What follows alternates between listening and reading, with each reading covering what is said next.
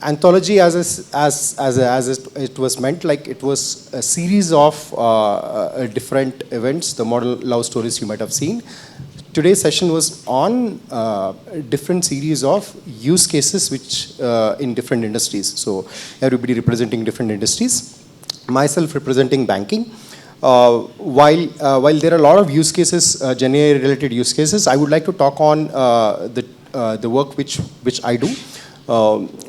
Basically, the GenAI also requires a lot of standardization, a lot of framework related things. So my team builds a lot of LLM ops based frameworks.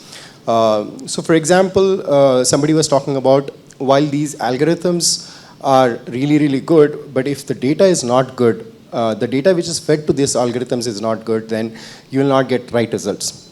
So one of the product which we make is called as MetaGraph, which ensures that the data which is fed to these models are in the right shape.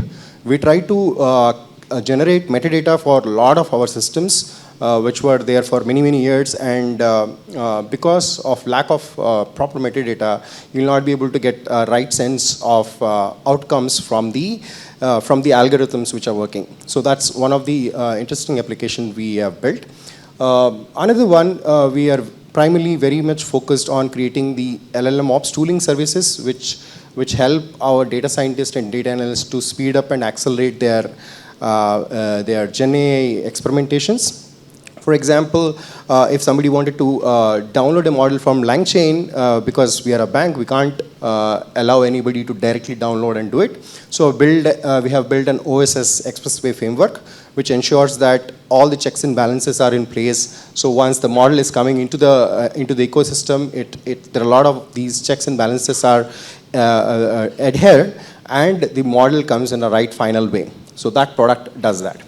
Another product, we call it as Model Oasis. Model Oasis is the one which ensures that similar to the expressway, once the expressway ensures that all the checks and balances are done, the Model Oasis creates an end-to-end REST-based endpoints so that it comes up with all the serving patterns, it comes up with all the playbooks and all for using these models, so that somebody who really wanted to use those models can just with a snap of a button, they can connect to the models using the REST endpoints and use it.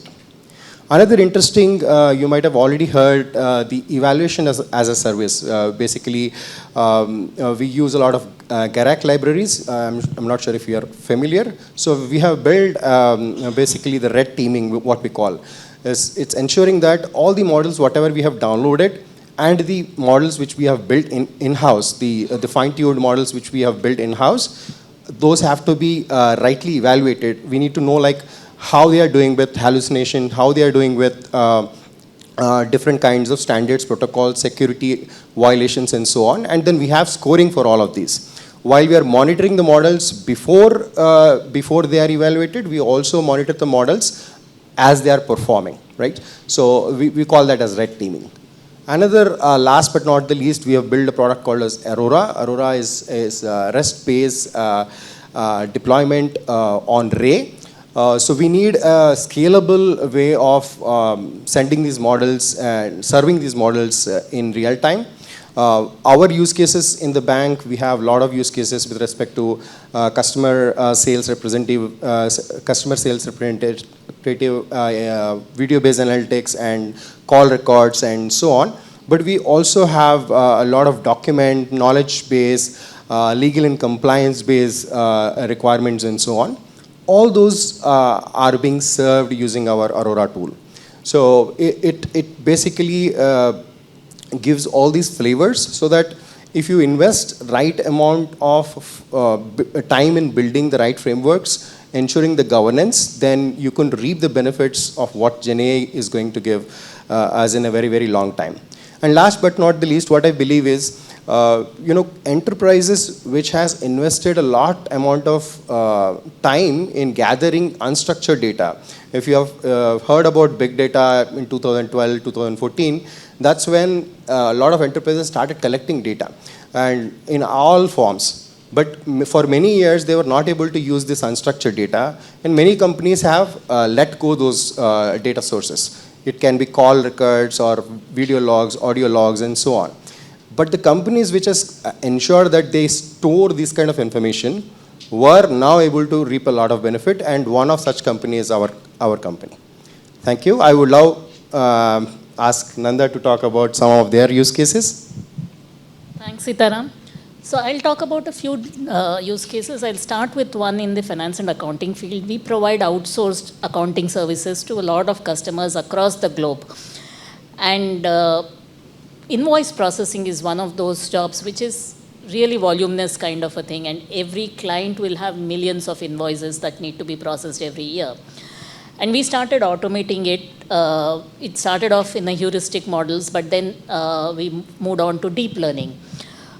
When we started using LLMs, the challenge we faced was that these invoices, majority of the invoices will be a number of small vendors. So if you have to train your models, you will need a large training set.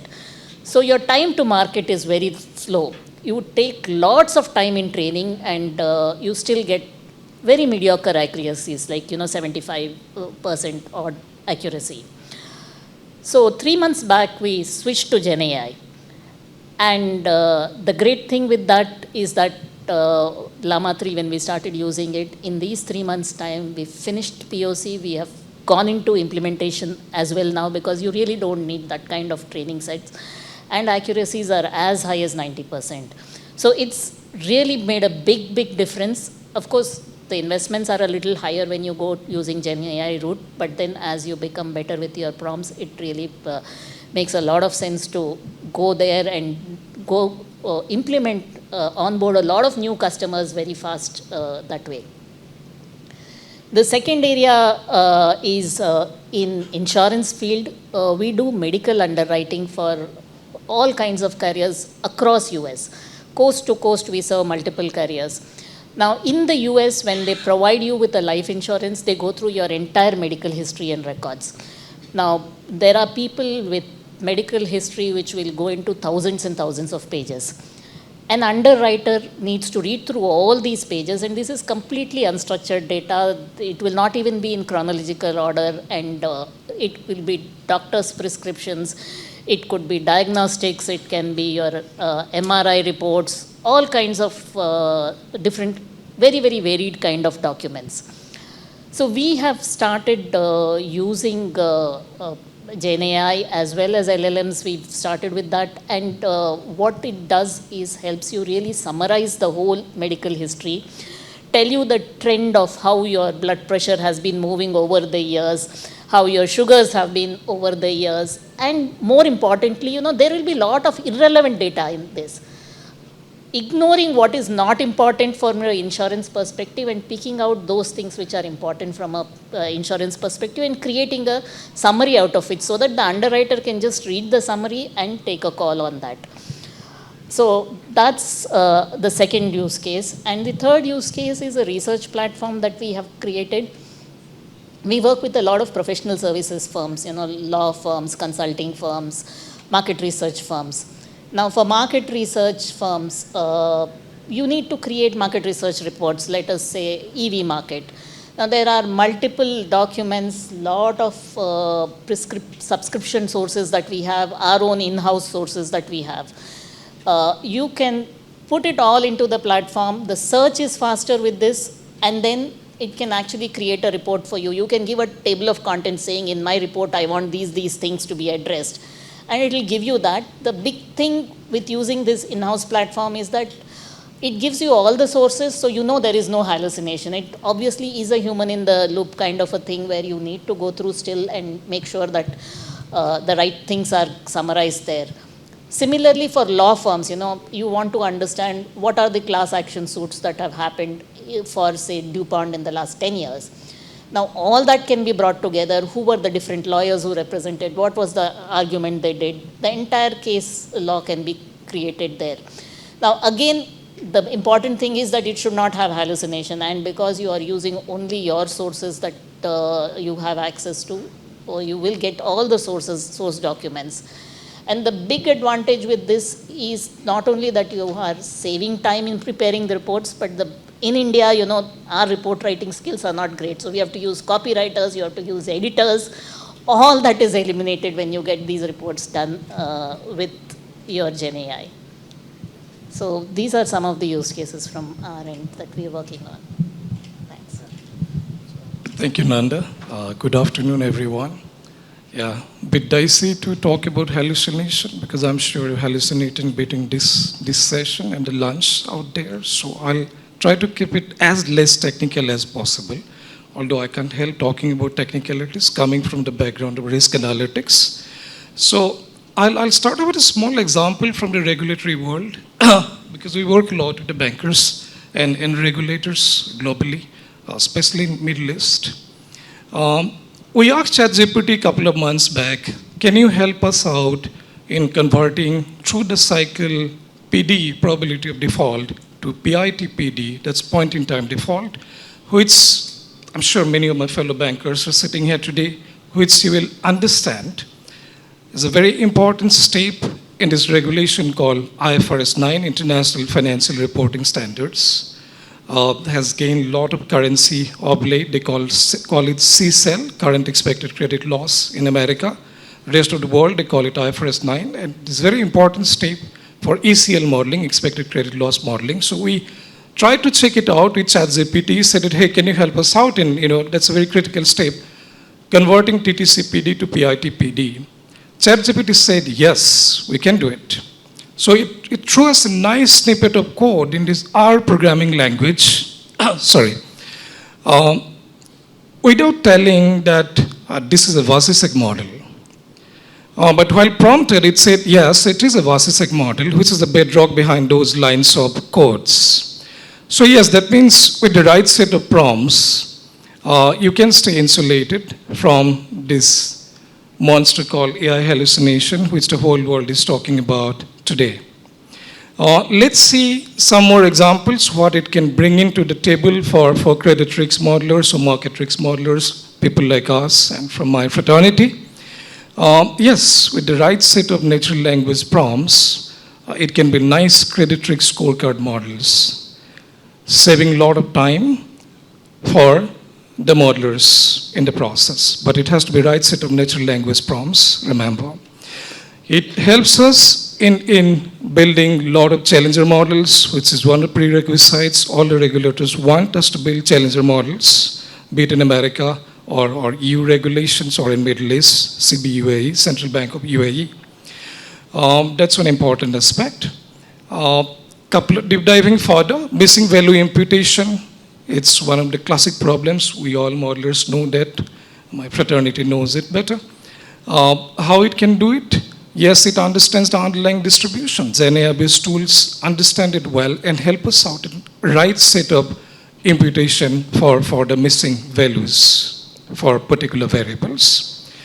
Nonlinearity is another feature we often come across. Nonlinear feature generation, establish nonlinear relationship between the variables concerned, which will get embedded into the models. So these are some of the classic cases that comes to my mind straight away from the world of credit risk. I'll go back to credit risk a little later, once again. But let's talk a little bit about this fancy world of anti-money laundering and fraud detection, which we at 𝗲𝗃𝗵 have been working a lot through our in-house AI accelerators and the engines designed by our AI scientists in-house in the lab. What are the typical AML problems that LLMs can help us solving? Look at transaction profiling, customer profiling.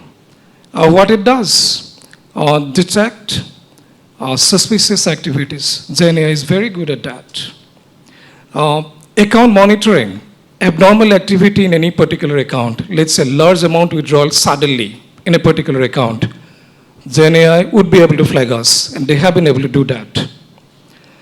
Insurance fraudulence, I think somebody else was also talking about it in one of the previous sessions. What it can do, any of the duplicate claims or any of the fraud claims, Gen AI is very good at detecting it pretty fast.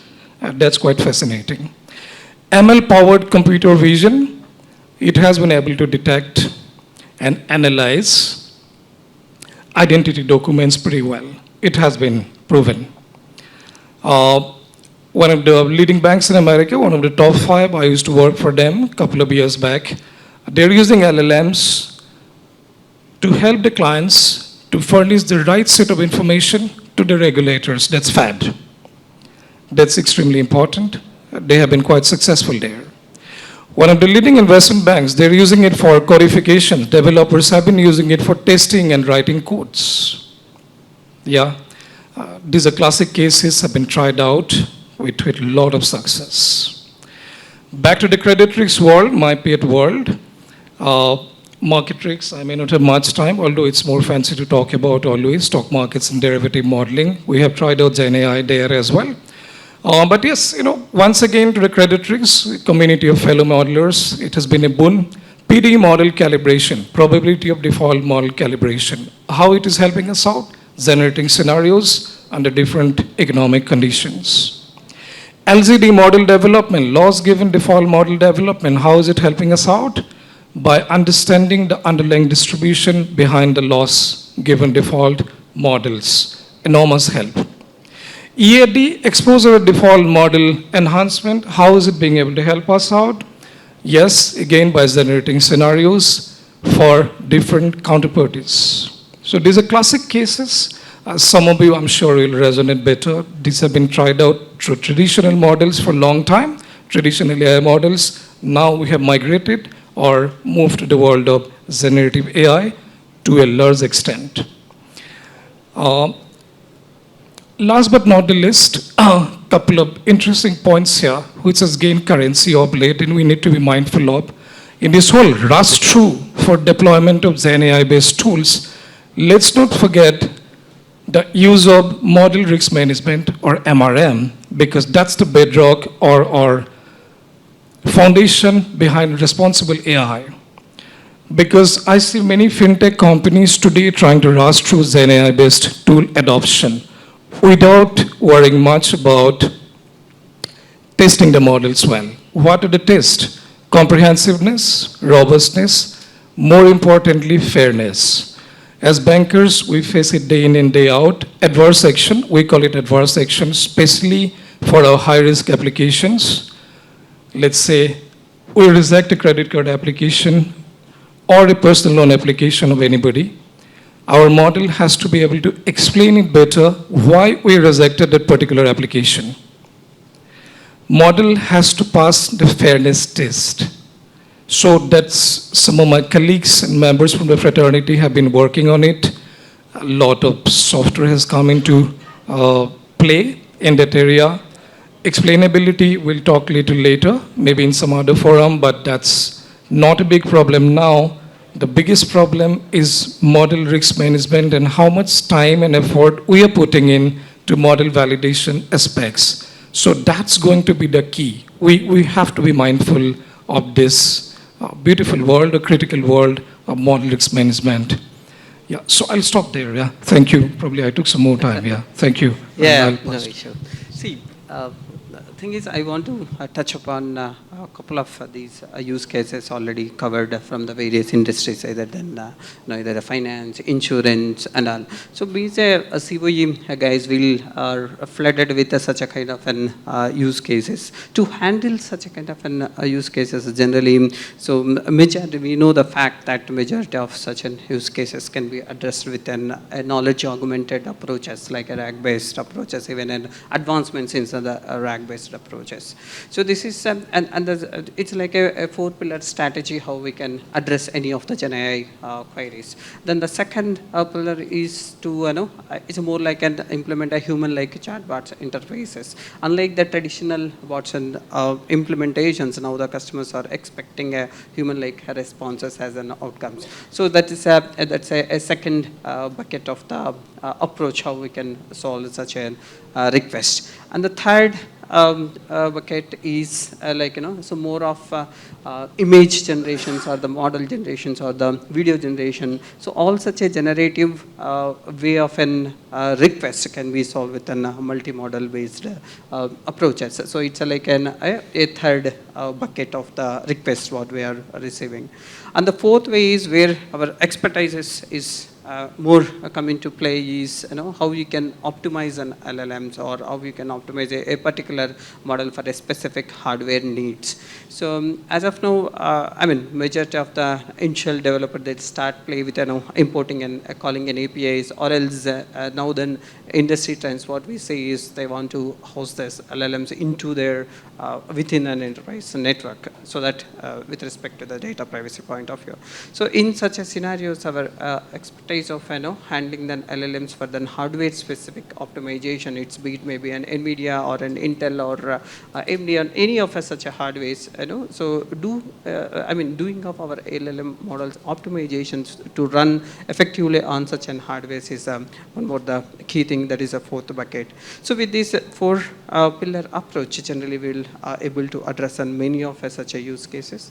And the horizontal pillar, what we'll have to consider is one of the fellow member talked about the responsible AI aspects, the key components like these LLMs, explainability point of view, that the fairness point of view, accountability. So some indexes also we are trying to generate for any of a use case implementation. So our solutions ties with along with the actual implementation, also adding this responsibility flavor as an outcome for our customers. So that's yielding the lot of the value. So I think this practices helps in my view. Yeah.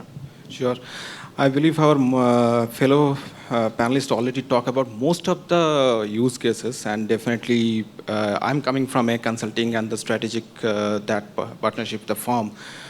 So if I'm talking about all the other areas, be it say financial sector, e-commerce platform, healthcare, wherever we are seeing that, and be it automotive, I'm taking care of the automotive and the retail part. Whereas we are seeing that, say, be it say content generations or enhance customer experience. So everywhere we are implementing this GenAI capabilities. Now, if I talk about that, what are the specific areas that we are working on? So first things, definitely I can talk about that project management part. Because project in and out, whatever we are doing with the clients, definitely we have to give how we can get the business value.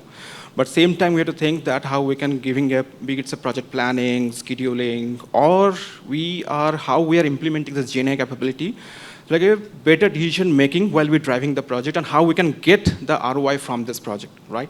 So that is one of the point. Second thing is definitely resource management. Always we are seeing that in a traditional approach, when you are talking about the project part, that how we can optimize the resources, so based on the skill set, based on that how they are assigned to the project and how we're going. So that's the reason we are implementing this currently, and we are getting this a very fruitful result from this, because we no need to worry about that, okay, we have a resource crunch and the project will getting delayed. So that's the way we are already taking care of that. Now, definitely, other aspect of projects is always the risk management. And now already Diganta has talked about the risk analytics and other part, right? So risk management and how we can mitigating, definitely GenAI solutions is really a boom, or say like a paradigm shift, I can say, right? So that's we are working on. Let me talk about some of the other areas, definitely like cyber world. Because me and my companies are already heavily working towards this, that how we can work towards the cyber, when we are talking about how we can get meeting all the compliance, regulatory compliance, but same time also how we can integrate the GenAI solutions in the cyberspace, be it a fraud detection, it's like Nanda was talking about, right? In the e-commerce space or the banking space, how we can fraud detection, and we are implementing this. And the other aspect is definitely intelligent threat intelligence that we are working on. How we are orchestrating these solutions and getting the best from this. So a few of the things in the future, that how the roadmap we are seeing, that GenAI solutions definitely will, be it a project management, be it a cyberspace, be it any other industry specific that we are going to work on. GenAI definitely going to be integral part of it. That's the theme of this today's conference is GenAI is not alone, but definitely be it coming from a consulting, be it coming from a hyperscaler or any industry, we have to work together to get things the best use case, and then how we can get things ahead, right? So with that, I can summarize that and hand it over to Sitaram. Yeah, ideally I had to summarize the entire gist, but the 4 pillars which Ramachandra was talking, and the applications in project management or in cyber security, then the risk analytics thing which Diganta has told, and last but not least, the underwriting and the applications in the report generations and all, which Nanda was mentioning in the use cases, right? I hope all these use cases, and last but not the least, my ones which was talking about the framework and then LLM ops, I'm sure these all things made your wait worthwhile. Okay, thank you very much for listening.